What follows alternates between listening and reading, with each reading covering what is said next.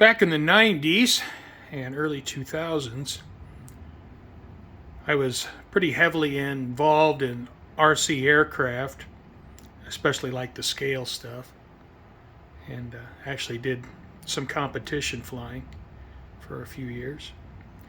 But I worked with foam a lot for building wings, and you can see here I have a bunch of wire bent up for cutting out shapes in foam. And here my old Radio Shack high amperage soldering iron, which has seen better days. But I have a new Weller here that, well, it's not brand new, I've used it some. But I'm going to go ahead and put one of these bent pieces in. You know, I have this one here, which would be pretty good for shaping. And then, you know, something like this might be good for shaping edges. All right, I've taken my soldering gun. I put one of those copper wires that I bent up that I used back in my RC days in my soldering gun. Hopefully it's tight enough. So we'll heat this thing up.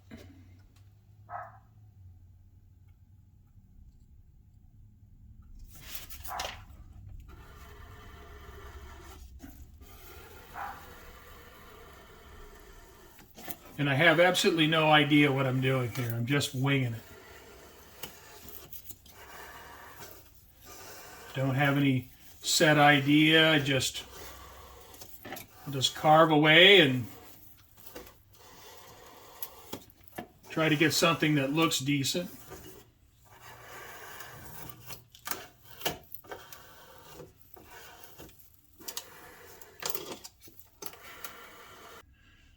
All right, well, took a few edges off. I'm going to use this tool here and just clean it up a little bit. And again, this is not the finished shape. It's going to get plaster over the top. So I just want to get it into a shape. I drape plaster over it. And after that, I can get my finished shape. But with this, using the tool to go in there and cut some of that with heat, I think I get a little more organic look. And then I'll just take this tool and smooth it out a little bit. And you know, this area is not finished. You know, this is going to be built up in here a little bit. Although it will be a pretty sheer drop, but not like this. It will angle a little bit. So I'm going to take this tool and go in and kind of clean that up a little bit. All right, I've run that shaper over the foam, and once again I have a big mess. That seems to be a continuing theme. And I think I'm at the point where I'm probably about close to shaped where I can use plaster cloth. And you know, I've gone along the entire length of the terrain here. You know, try to fade it out down in this area. So I'll clean up, and then I'll take a look at it, and I might want to cut a piece of fascia. Okay, I have it marked out for 14 inches. And I'm going to use my rotary saw. Or back in the 60s and 70s when I was a kid, I called them skill saws. Because, you know, there was the brand Skill. But, you know, it's funny. It takes skill to cut a straight line. But they're all skill saws. And I still call it a skill saw. But it's funny how that is. You know, it's like mag wheels. Any custom wheel's a mag wheel, but initially they were called mag wheels because they were made out of magnesium. And you know, it goes on and on. I lived in Georgia for a year when I was 20, and any soft drink you wanted, it was a Coke. They were all Cokes. So, what kind of Coke do you want? Well, I want a 7-Up. But it's just funny how that is. So I'm going to cut that, and then once I have it cut, I will attach it to the benchwork, and then I will trace. I'll use, of course, the bottom edge, a nice straight edge for the bottom, and then I will trace the terrain on this edge I cut, and then I'll use a jigsaw to cut it to shape. Well, I made a mistake with this piece. It's not deep enough. Cut this 14 inches, and in order to fit back in that area, it needs to be almost 18 inches. So, you know, I mean, I'm not going to throw it away. I'll use it here, even though there is a little bit of wasted MDF board. And I've traced out the terrain line on the inside. That's got to be cut off right here in order for the two pieces to meet on a standoff. That both pieces have some surface to screw to. So I'm going to remove this, cut it off, then use a skill saw or the jigsaw and cut along the terrain line, and then I'll come back in and mount it. After that, I'll cut that piece. I have the large piece of fascia cut for length. I have the screws started in it, so I have it screwed to the standoffs. And now I'll have to go around and mark the inside and then cut it with the jigsaw, and then I can put it back in place.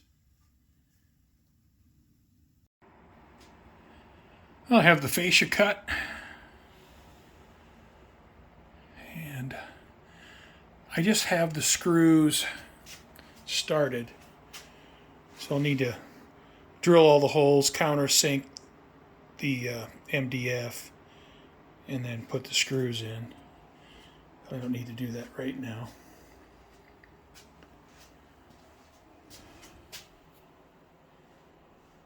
And I need to work on this corner here. I need a piece of trim to cover all this, and then kind of tie the fascia and the valance in together. So that's something I'll work on, but not right now. I put parchment paper between the fascia and the foam. When I start putting plaster cloth down, I didn't want to bind the plaster to the fascia. So this way, if I ever have to remove the fascia, it'll come off easily. Now there's some areas that I had to put a little paper in there, and especially so up here. But that'll be just fine. I put the plaster cloth in place, cover all that up, and I think I'm just about ready to do that. A few years ago, I bought a whole bunch of plaster cloth. I mean, I got a whole box full. So I should have enough to last me for a while. So I'm going to pull out a few rolls, and I'll cut them up into manageable pieces and think about getting started. I bought some really cheap paint trays that I'm going to use, and I think I'm ready to get going. I have no idea how much of this plaster cloth I'm going to need for this section, but I have 4 rolls out, and I'm going to cut the rolls into pieces about that size and then work with that. I think I'll start down here and then work my way up the hill. All right, so I'm going to cut some of this plaster cloth to fit.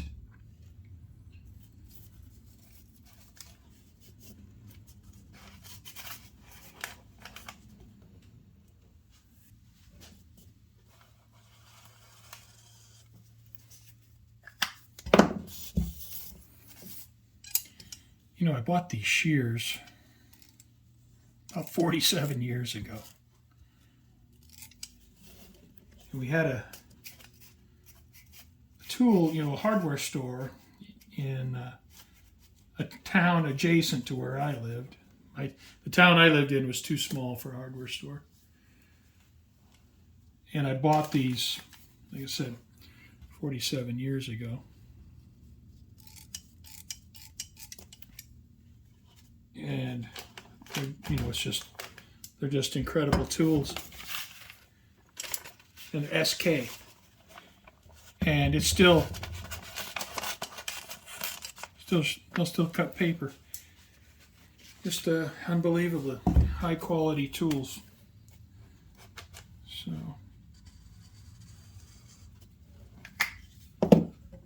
So buy good tools and keep them forever. That's the moral of that story. Okay, so I'm going to go and cut pieces for this section. I want to cover the riser. I don't want to get it on the road bed, so I'm going to have to cut some to shape until I get further up where I have more foam I can use a full width sheet. Well, I've gotten to a point where now I can use a full width sheet without trimming it. And you can see where I trimmed all these initial sheets all the way up to where I'm at here. And you can see this edge here is untrimmed. So what I'm going to do now is I'm going to go ahead and put down this cloth, plaster cloth. And then once I get to the end here, then I'll start trimming some more for up there. But I'm going to do this section and see how it works out. Now I cut the cloth wide enough where it spans the terrain and the roadbed, so that way I can just use one piece of cloth to go across the terrain and the roadbed. And I've half lapped all the sheets. All right, well, I get started. See, I've never done this before, so hopefully it goes well.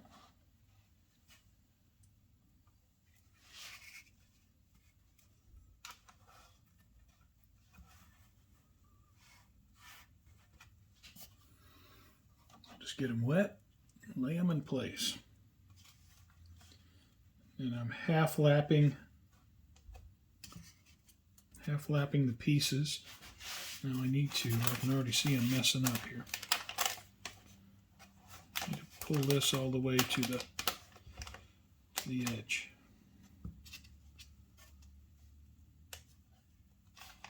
So I'm going to have to come back and fix that. Let me get a couple scrap pieces. All right. Don't panic.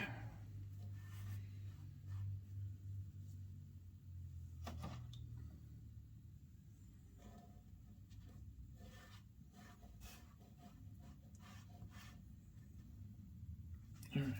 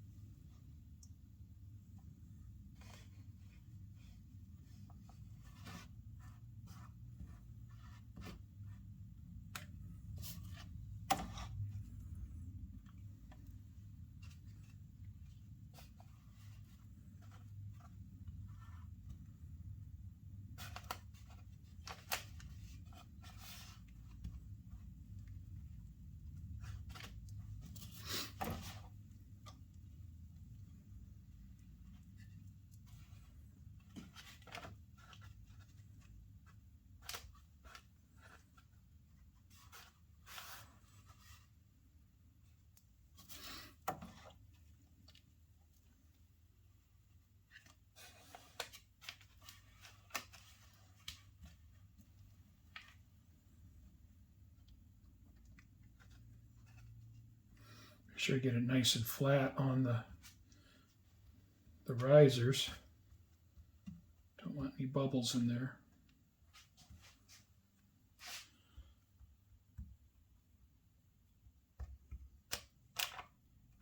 I think once I get at the end of the line here, I'll come back and try to smooth this plaster out a little bit with some water.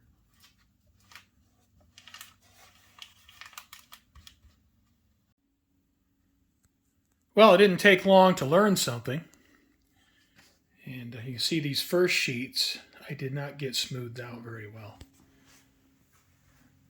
But, you know, as I got up towards the end, they are. And I thought, you know, putting these pieces down for this length, I thought I would be able to come back to the beginning and smooth it out. But by the time I got to the end up there, this end had already set up. So what I'll have to do from now on is put down a couple sheets and then smooth them out, put down a couple, smooth them out. So, you know, hopefully this will be strong. You know, I'm not concerned about the porosity because it's going to be scenic. But, you know, I have to sand this, so anyway, I guess I'll find out. All right, continue on.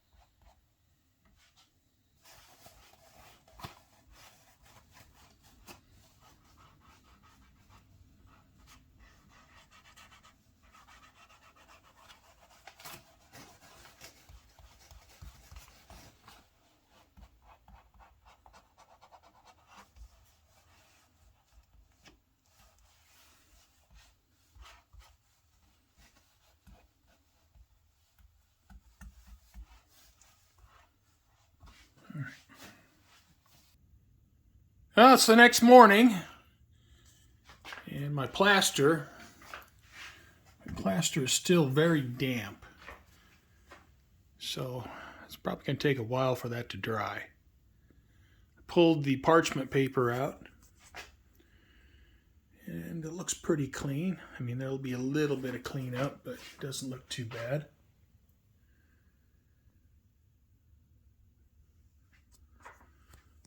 So once that fully dries, then I can sand all this down and get it nice and smooth and flat. Now, one thing I wish I would have done is waited to put this road bed down, because as you can see here, you know, I'm gonna, as I sand this out, this is gonna bump up. So I'll have to fill in between here. I may actually try to cut this back. I don't know if I can pull this up or not.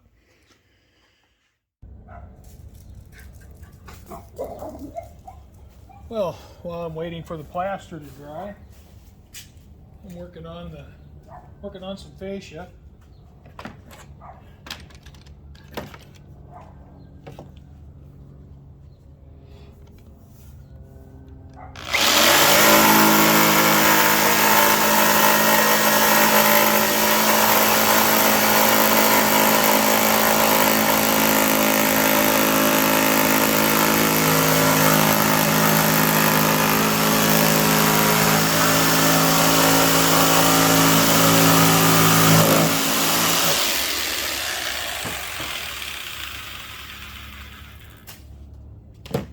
I'll go test fit that. Probably have to make a few adjustments. I'll have to trim it up a little bit. It's difficult to make a real accurate measurement when you're measuring around curves, so I just got it in the ballpark, cut the piece, put it up in place, and I have to trim this small piece off the end.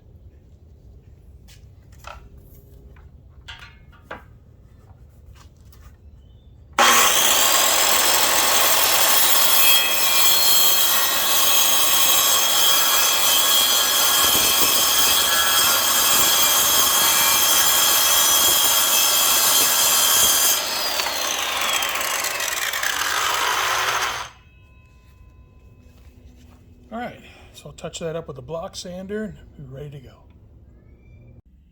I added the second piece of fascia in this section, and it transitions into the deeper part to match this side. Now the reason the rest of it is not so deep is, number one, if I want to work at this table, I don't want the real deep fascia. And here, if I need to duck under, well, 3 inches makes a big difference when you get a little bit older. Now with the lift out section, I know it looks like it's short on the ends, but I didn't want to get into a situation where it was binding if I'm lifting it up and out. And I'll just paint the wood there the same color as the fascia. I know it's not optimum, but I think it'll be all right. And it's not as deep as it is right here, because if I have to duck under it, well, I don't want to duck under it any further than I have to. Probably could have rounded this edge and this edge, and I might still do that.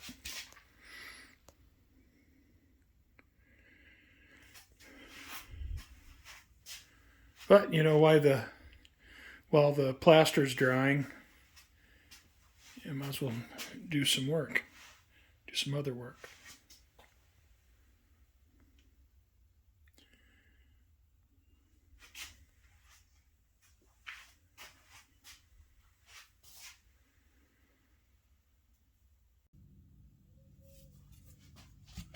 Now this sanding block here is too wide to sand the riser area up by my hill. So what I did is I took 2 pieces of 2x2, cut them to length, 2 different lengths, and here's a smaller one, and I rounded the edges and the corners so they don't dig when I sand, and then I made sure they were absolutely flat. Then I just took some self-adhesive sanding paper here, and this is 60 grit.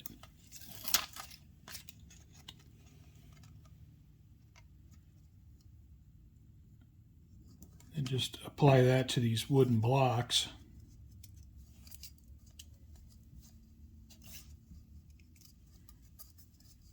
And now I have some smaller sanding blocks that I can use to sand the plaster roadbed surface.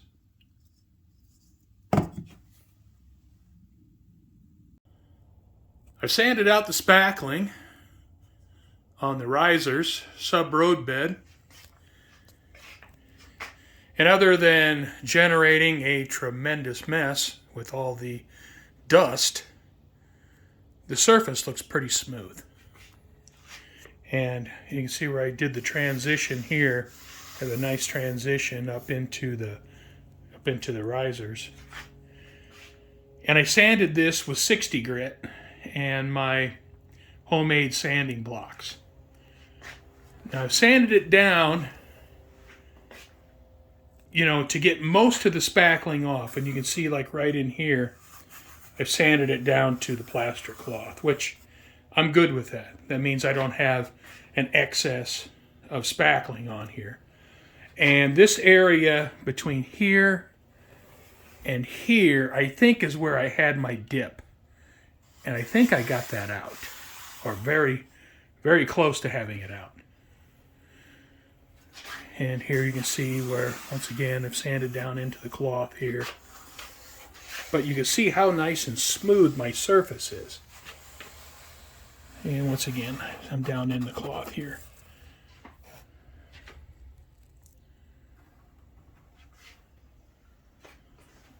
So I think I have a surface I can work with now.